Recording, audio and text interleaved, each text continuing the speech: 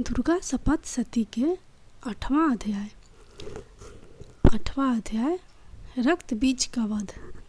महर्षि मेधा ने कहा, चंड और मुंड नामक असुरों के मारे जाने से और बहुत सी सेना के नष्ट हो जाने से असुरों के राजा प्रतापी शंभु ने क्रोध युक्त होकर अपनी संपूर्ण सेना को युद्ध के लिए तैयार होने की आज्ञा दी।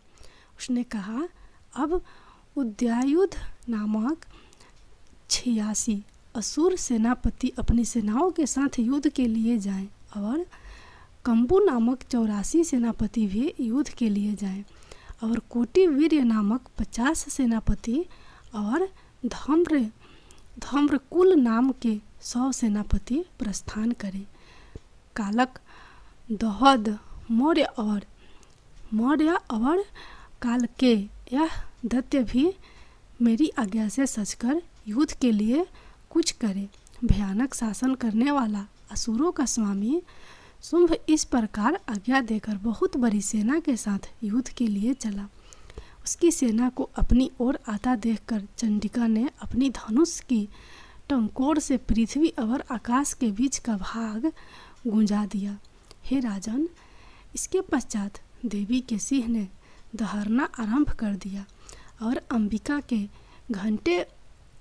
घंटे के शब्दों ने उस ध्वनि को और भी बढ़ा दिया।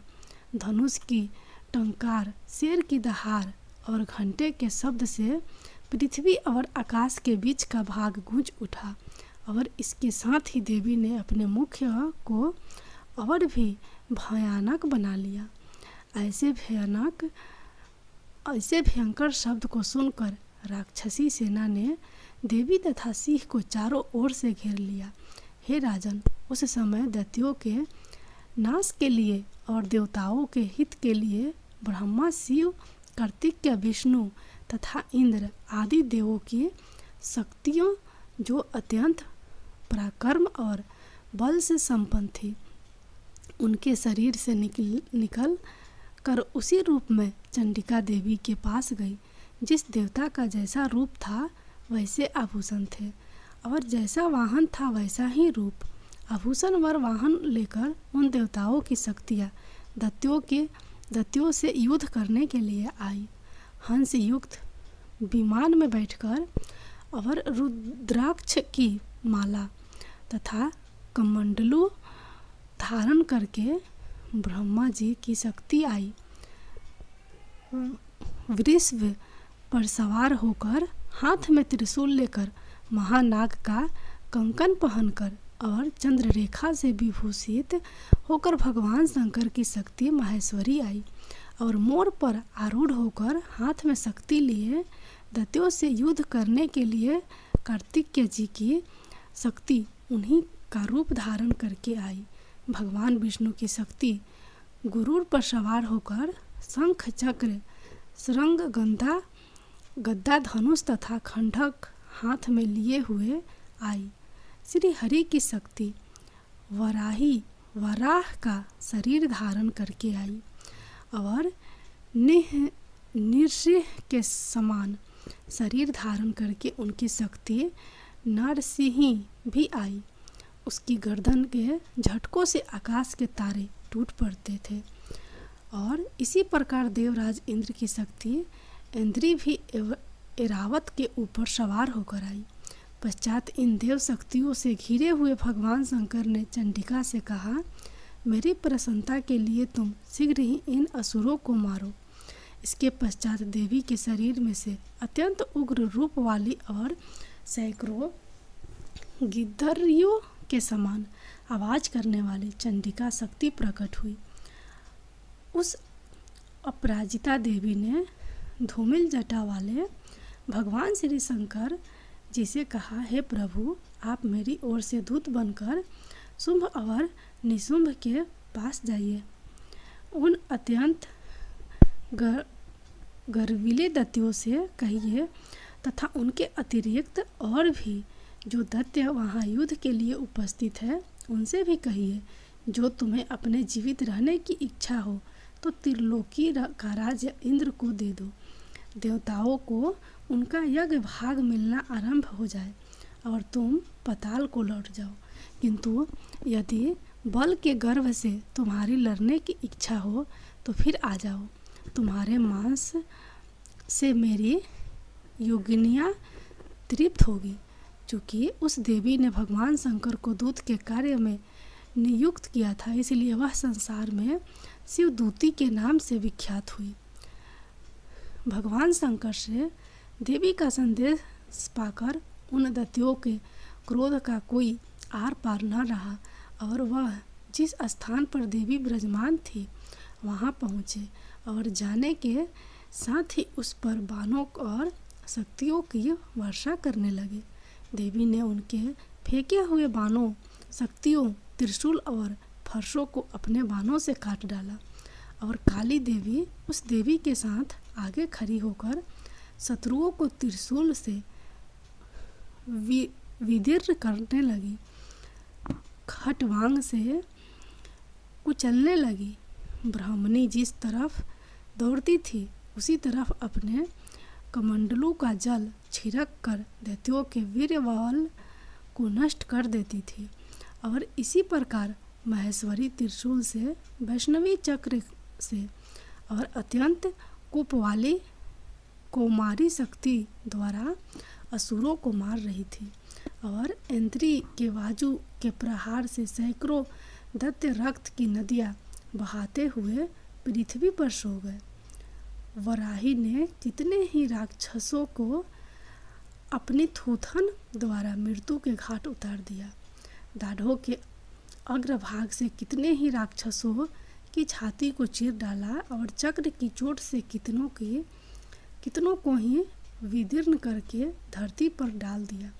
बड़े बड़े राक्षसों को नरसिंही अपने नाखों से विदीर्ण करके भस्म कर दे रही थी और सिंहनाद से चारों दिशाओं को गुजारती हुई रणभूमि में विचर रही थी। शिवदूती के प्रचंड अट्टहास से कितने ही दैत्य भयभीत होकर पृथ्वी पर गिर पड़े और उनके गिरते ही वह उनको भस्म कर रह गई। इस तरह क्रोध में भरे हुए मातृगणों द्वारा नाना प्रकार के उपायों से बड़े बड़े असुरों को मारते हुए देखकर राक्षसी सेना भाग खड़ी हुई और उनको इस प्रकार भगता देखकर रक्तबीज नामक महापराक्रमी राक्षस क्रोध में भरकर युद्ध के लिए आगे बढ़ा। उसके शरीर से रक्त की बूंदें पृथ्वी पर जैसे ही गिरती थी, तुरंत वैसे ही शरीर वाला तथा वैसा ही बदलाव दैत्य पृथ्वी से उत्पन्न हो जाता था। रक्त बीज गद्दा हाथ में लेकर इंद्री के साथ युद्ध करने लगा। जब इंद्री शक्ति ने अपने ब्रज से उसको मारा तो घायल होने के कारण उसके शरीर से बहुत सा रक्त बहने लगा। उसकी प्रत्येक बूंद से उसके समान ही बलवान तथा महापराक्रमी अनेक दैत्य भयंकर रूप से प्रकट हो गए। वह सबके सब दैत्य बीज के समान ही बलवान तेज वाले थे। वह भी भयंकर अस्त्र शस्त्र लेकर देवियों के साथ लड़ने लगे। जब इंद्री के वज्र प्रहार से उसके मस्तक पर चोट लगी और रक्त बहने लगा तो उसमें से हजारों ही पुरुष उत्पन्न हो गए। वैष्णवी ने चक्र से और इंद्री ने गदा से रक्तबीज को चोट पहुंचाई और वैष्णवी के चक्र से घायल होने पर उसके शरीर से जो रक्त बहा उससे हजारों महाअसुर उत्पन्न हुए, जिनके द्वारा यह जगत व्याप्त हो गया। कौमारी ने शक्ति से, वराही ने खंडक से और महेश्वरी ने त्रिशूल से उसको घायल किया। इस प्रकार क्रोध में भरकर उस महादैत्य ने सब मातृशक्तियों पर पृथक पृथक गदा से प्रहार किया और माताओं ने शक्ति तथा शूल इत्यादि से उसको बार बार घायल किया। उससे सैकड़ों महादैत्य उत्पन्न हुए और इस प्रकार उस रक्त बीज के रुधिर से उत्पन्न हुए असुरों से संपूर्ण जगत व्याप्त हो गया, जिससे देवताओं को भय हुआ। देवताओं को भयभीत देखकर चंडिका ने काली से कहा, हे चामुंडे, अपने मुख को बड़ा करो और मेरे शस्त्रघात से उत्पन्न हुए रक्त बिंदुओं तथा रक्त बिंदुओं से उत्पन्न हुए महाअसुरों को तुम अपने इस मुख से भस्म करती जाओ। इस प्रकार रक्त बिंदुओं से उत्पन्न हुए महादैत्यों को भस्म करती हुई तुम रणभूमि में विचारो। इस प्रकार रक्त छीन होने से यह दैत्य नष्ट हो जाएगा। तुम्हारे भस्म करने के कारण अन्य दैत्य नहीं होंगे। काली से इस प्रकार कहकर चंडिका देवी ने रक्त बीज पर अपने त्रिशूल से प्रहार किया और काली देवी ने अपने मुख से उसका रक्त ले लिया। तब उसने गदा से चंडिका पर प्रहार किया। प्रहार से चंडिका तो तनिक भी कष्ट ना हुआ, किंतु रक्त बीज के शरीर से बहुत सा रक्त बहने लगा। लेकिन उसने गिरने के साथ ही काली ने उसको अपने मुख में ले लिया। काली के मुख में उस रक्त से जो असुर उत्पन्न हुए उनको उसने भस्म कर लिया और रक्त को पीती गई। तदंतर देवी ने रक्त बीज को, जिसका कि खून काली ने पिया था, चंडिका ने उस दैत्य को ब्रजबान, खंडक तथा सृष्टि इत्यादि से मार डाला। हे राजन, अनेक प्रकार के शस्त्रों से मरा हुआ और खून से वंचित वह महादैत्य रक्त बीज पृथ्वी पर गिर पड़ा है। राजन, उसके गिरने से देवता अत्यंत प्रसन्न हुए और माताएं उन असुरों का रक्त पीने के पश्चात उद्युक्त होकर नृत्य करने लगी। श्री दुर्गा सप्तशती का 9वां अध्याय, निशुंभ वध।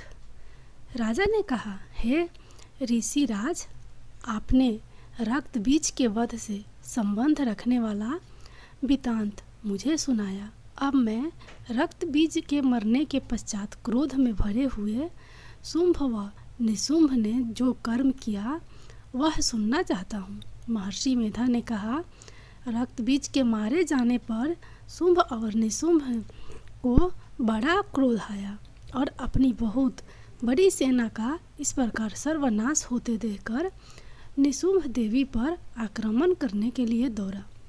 उसके साथ बहुत से बड़े बड़े असुर देवी को मारने के वास्ते दौड़े और महापराक्रमी शुंभ अपनी सेना सहित चंडिका को मारने के लिए बढ़ा।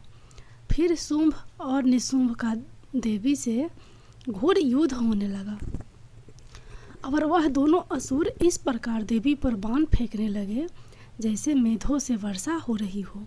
उन दोनों के चलाए हुए बाणों को देवी ने अपने बाणों से काट डाला और अपने शस्त्रों की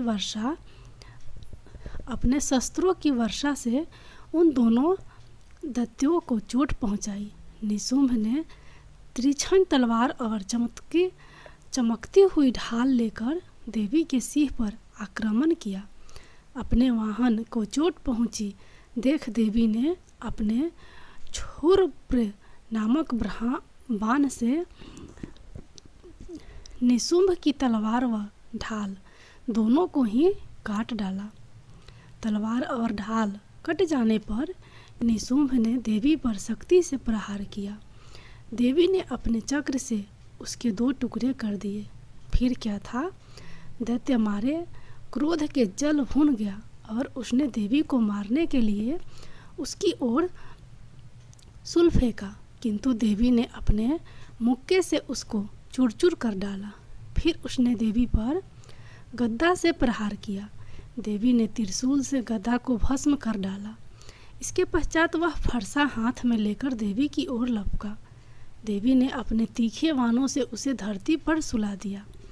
अपने पराक्रमी भाई निशुंभ के इस प्रकार से मरने पर शुंभ क्रोध में भरकर देवी को मारने के लिए दौड़ा। वह रथ में बैठा हुआ उत्तम आयुधों से सुशोभित अपनी 8 बड़ी बड़ी भुजाओं से सारे आकाश को ढके हुए था। शुंभ को आते देखकर देवी ने अपना शंख बजाया और धनुष की टंकोर का भी अत्यंत दुस्शब्द किया। साथ ही अपने घंटे के शब्द से, जो कि संपूर्ण दैत्य सेना के तेज को नष्ट करने वाला था, संपूर्ण दिशाओं में व्याप्त कर दिया। इसके पश्चात देवी के सिंह ने भी अपनी दहाड़ से, जिसे सुन बड़े बड़े बलवानों का मत चूर चूर हो जाता था, आकाश, पृथ्वी और 10 दिशाओं को पूरित कर दिया। फिर आकाश में उछलकर काली ने अपने दांतों तथा हाथों को पृथ्वी पर पटका। उसके ऐसा करने से ऐसा शब्द हुआ जिससे कि उससे पहले के सारे शब्द शांत हो गए। इसके पश्चात शिवदूती ने असुरों के लिए भय उत्पन्न करने वाला अट्टहास किया, जिसे सुनकर दैत्य थर्रा उठे और शुंभ को बड़ा क्रोध हुआ। फिर अंबिका ने उसे, अरे दुष्ट, खड़ा रह कहा तो आकाश से सभी देवता जय हो बोल उठे। शुंभ ने वहां आकर ज्वालाओं से युक्त एक अत्यंत भयंकर शक्ति छोड़ी, जिसे आते देखकर देवी ने अपनी महोलका नामक शक्ति से काट डाला। हे राजन, फिर शुंभ ने सिंहनाद से तीनों लोक व्याप्त हो गए और उसकी प्रतिध्वनि से ऐसा घोर शब्द हुआ जिसने इससे पहले के शब्द को जीत लिया। शुंभ के छोड़े बाणों को देवी ने और देवी के छोड़े बाणों को शुंभ ने अपने बाणों से काट सैकड़ों और हजारों टुकड़ों में परिवर्तित कर दिया। इसके पश्चात जब चंडिका ने क्रोध में भर शुंभ को त्रिशूल से मारा तो वह मूर्छित होकर पृथ्वी पर गिर पड़ा। जब उसकी मूर्छा दूर हुई तो वह धनुष लेकर आया और अपने बाणों से उसने देवी काली तथा सिंह को घायल कर दिया।